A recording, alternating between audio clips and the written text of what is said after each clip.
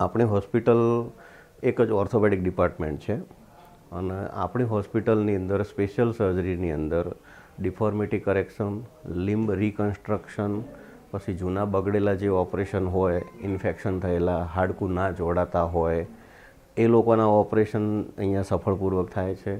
પછી જોઈન્ટ રિપ્લેસમેન્ટની અંદર આપણી સ્પેશિયાલિટી છે. સ્પાઇન અને આર્થ્રોસ્કોપી સર્જરી માટે બી આપણી જોડે ઓપરેશન થિયેટરની અંદર કેવું હોય છે કે જનરલી જોવા જઈએ ને તો કોઈપણ ઓપરેશનની અંદર 10 થી 15% ચેપ લાગવાની સંભાવના વર્લ્ડ વાઇડ હોય છે, બરાબર. હવે એ સંભાવનાને ઓછી કઈ રીતે કરવી એના માટે આપણે ઓપરેશન થિયેટર પાછળ બહુ ખાસ ધ્યાન આપ્યું છે. આપણું operation theatre NABH accredited operation theatre છે. આપણા ઓપરેશન થિયેટરને modular operation theatre with laminar flow કહેવાય છે. એનું એવું કહેવાય છે કે જનરલી એક રૂમની અંદર કલાકની અંદર 3 થી 4 વાર હવા એક્સચેન્જ થઈ શકે છે નોર્મલી કુદરતી રીતે. લેમિનાર ફ્લો એવી સિસ્ટમ છે કે ફ્રેશ હવા એન્ટ્રી લે અને જૂની હવા બહાર જાય નીચેથી, અને વેન્ટ મૂકેલા હોય છે.